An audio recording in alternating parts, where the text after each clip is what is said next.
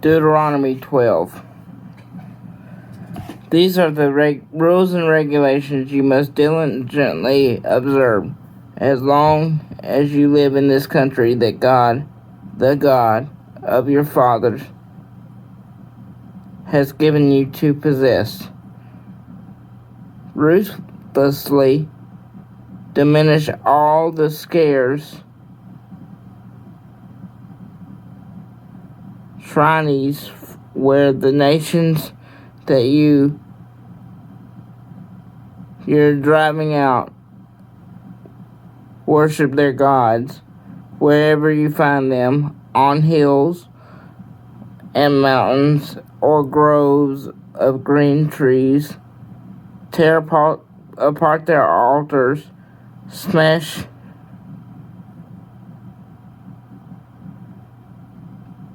the phallic pillars, burn their sex and religion, Asherah shrines, break up their carved gods, obliterate their names of those gods. Stay clear of those places. Don't let what went on there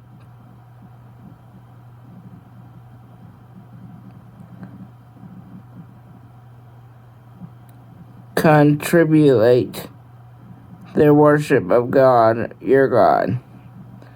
Instead, find the site of that God, your God, will choose and mark with his name as a common center for all the tribes of Israel. Assemble there, bring to that place your absolute offerings and sacrifices.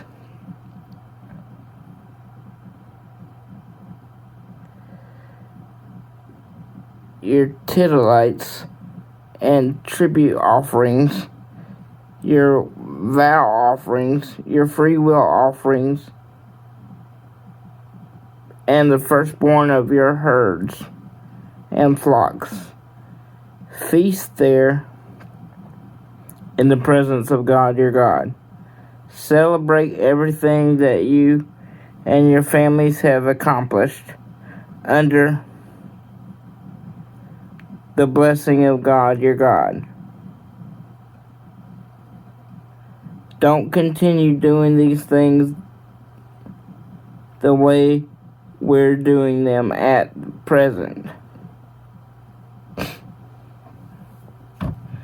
Each of us doing as we wish until now.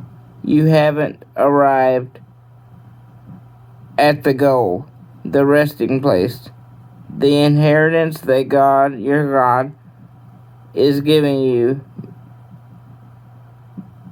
But the minute you cross the Jordan River and settle into the land, God, your God, is enabling you to inherit. He'll give you the rest from your surrounding enemies. You'll be able to settle down and live in safely. 11 and 12.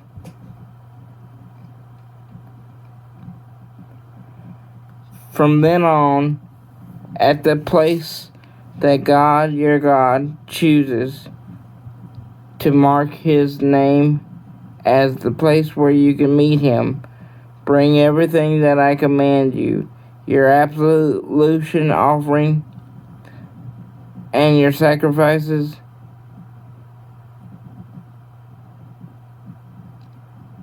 tithes and your tribute offerings, and the best of your vow offerings that you vow to God. Celebrate in the presence of God your God, you and your sons and daughters and servants and maids, including the Levites living in your neighborhood, because he has no place of his own in your inheritance. Be extra careful. Don't offer your absolution offering just any place that strikes your fancy. Offer your absolution offerings only in the place that God chooses, in one of your tribal regions. There and only there are you to bring all that I command you. It's permission to slaughter your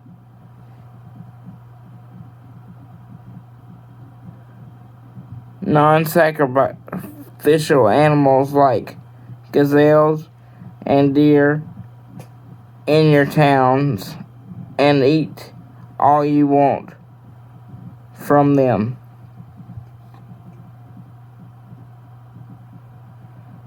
With the blessing of God your God.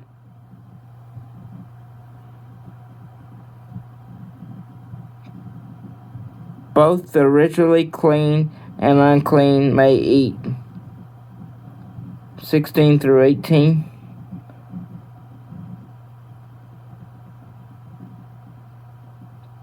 But you may not eat the blood. Pour the blood out on the ground like water.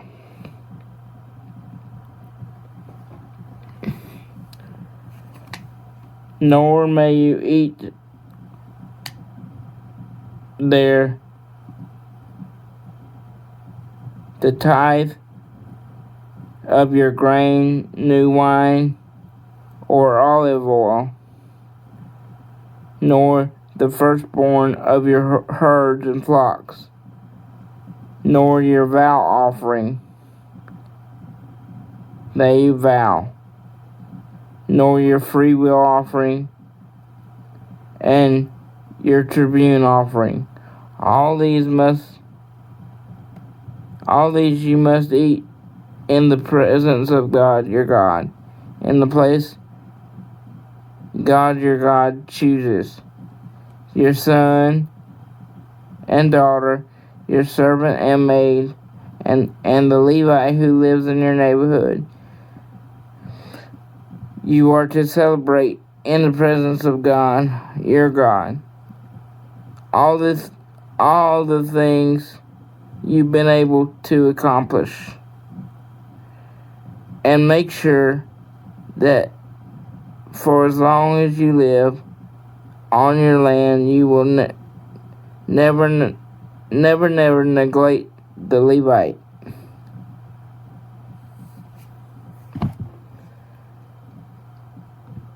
(20 through 22).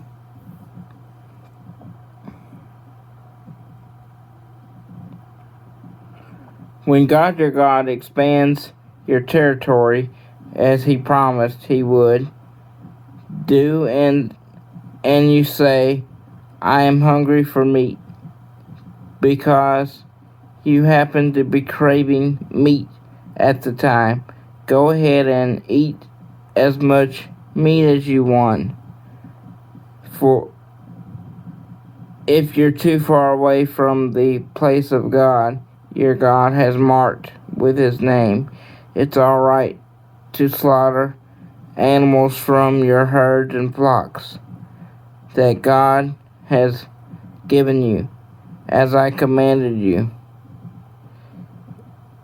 In your own towns you may eat as much of them as you want, just as the non-sacrificial animals like the gazelle and deer are eaten.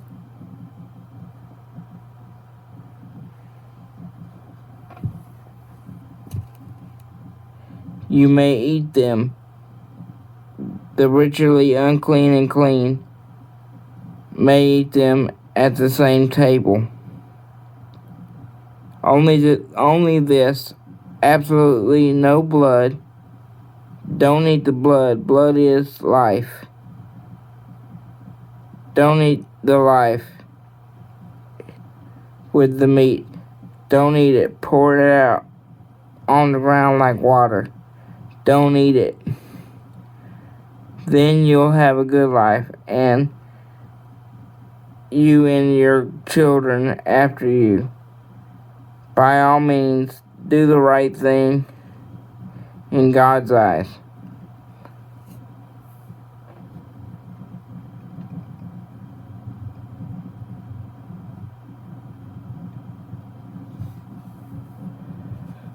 And this, lift high your holy offerings and vow offerings, and bring them to the place that God designates. Sacrifice your absolution offerings, the meat and blood on the altar of God, your God. Pour out the blood of the absolution offering on the altar of God, your God. Then you can go ahead and eat the meat. Be vigilant. Listen obediently to these words that I command you, so that you'll have a good life and your children for a long, long time, doing what is good and right in the eyes of God, your God.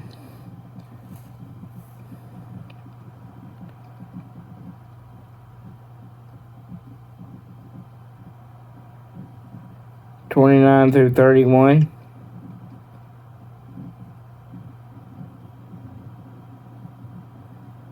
When God, your God, cuts off the nations whose land you're invading, shoves them out of your way so that you displace them and settle in their land. Be careful that you don't get curious about them after they have been destroyed before you. Don't get fascinated with their gods, thinking, I wonder what it was like for them worshiping their gods. I'd like to try that for myself. Don't do this to God, your God.